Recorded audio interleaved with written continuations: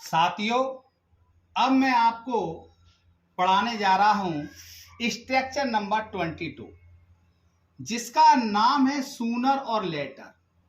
Sooner और letter का मतलब होता है दोस्तों फिर कभी। क्या होता है? फिर कभी। सूनर और लेटर मीन्स होता है फिर कभी। यदि हम अपनी जबान पर फिर कभी की अंग्रेजी रख लें, सूनर और लेटर, तो हम आराम से इस प्रकार के बात बोल सकते हैं, जैसे मैं तुमसे मिलूंगा, कह रहा है फिर कभी, कि फिर कभी मैं तुमसे मिलूंगा। ऐसे स्ट्रक्चर को बनाने के लिए साथियों पहले हम इतने ट्रांसलेशन को पहले बना लेंगे। आपने देखा ये गागी के वाला वाक्य है, अर्थात फ्यूचर इंडेफिनिट है, तो आई विल मीट यू। अब कह रहा है फिर कभी।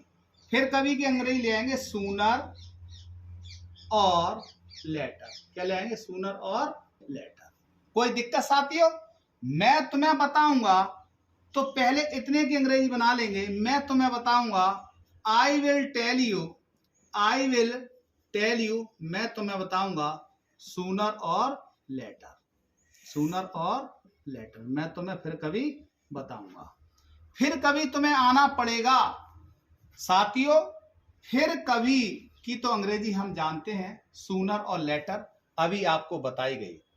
अब वाक्य में आ रहा है आना पड़ेगा।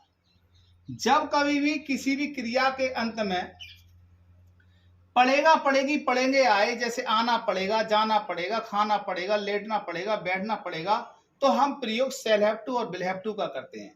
किसका करते हैं? सेल हैव टू और विल हैव टू। इस ना पड़ेगा के लिए हम किसका प्रयोग करेंगे? विल हैव टू का। किसका? विल हैव टू का। ये साथियों चीज आपको ध्यान रखनी है। क्या ध्यान रखना है? कि हमें विल हैव टू का प्रयोग करना है ऐसे वाक्य में। तो पहले तुम्हें आना पड़ेगा, तो you will have to come. क्या बनाएंगे? You will have to come. ठीक है, you will have to come. हमने किसकी अंग्रेजी पढ़ाई लगाई? ना पड़ेगा, खाना पड़ेगा, आना पड़ेगा।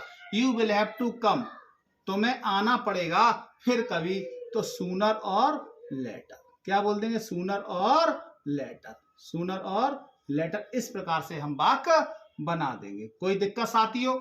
फिर कभी मैं आऊंगा, तो I will come, I will come, फिर कभी सूनर और लेटर, सूनर और लेटर।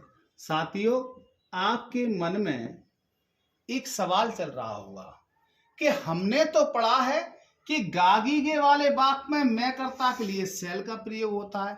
बिल्कुल सही सुना है साथियों, लेकिन स्ट्रक्चर में जब हम फिलहाल की कोई बात कर रहे हो तो हम विल ही का प्रयोग करते हैं। अर्थात इंग्लिश स्पीकिंग में सेल विल को कोई ज्यादा महत्व नहीं है। हम ऐसा भी करते हैं, भाई आई की जगह विल भी लगाते हैं यदि वाक्य में जरूर या बस शब्द आए, तो मैं तुमसे मिलूंगा, तो ये श्योरिटी है, श्योरिटी दर्शा रहा है। तो इस प्रकार से हम इन सेंटेंसों को बना लेंगे। ज्यादा कोई हम सेंस के आधार पर चलते हैं इंग्लिश स्पीकिंग में। ज्यादा वर्ड टू वर्ड अगर आप देखेंगे तो आप अंग्रेजी बोलने में असमर्थ रहेंगे। वर्ड टू वर्ड नहीं देखते, सिर्फ हमें सेंस देखते हैं कि वाक्य का सेंस क्या है। इस चीज को साथियों ध्यान रखो और सेंस पर ही आपको चलना है, तभी आप फ्लुएंट स्पीक कर पाएंगे। अन्यथा फिर साथियों बड़ा मुश्किल काम हो जाएगा। ध्यान रखें साथियों। मैं एक बात और बता दूं, किसी एक बीवर ने मुझसे पूछा था कि सर मुस्कुरा दो, मुस्कुरा दो, तो दो इसमें आ गया या दादी दो आए, तो हम क्या करते हैं?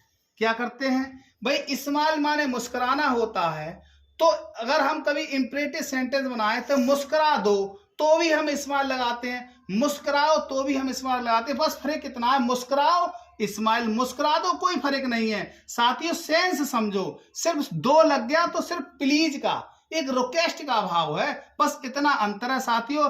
ज्यादा आप टेंशन ना लें, बस वीडियो को आप देखते रहें और शेयर करते रहें। वीडियो अच्छी लग रही हो तो आप मुझे मोटिवेट जरूर करें, ताकि मेरा मन वीडियो और बनाने का हो। साथियों मैंने तुमसे वायदा किया है कि मैं आपको 1000 प्लस स्ट्रक्चर दूंगा, ये सर निश्चित है।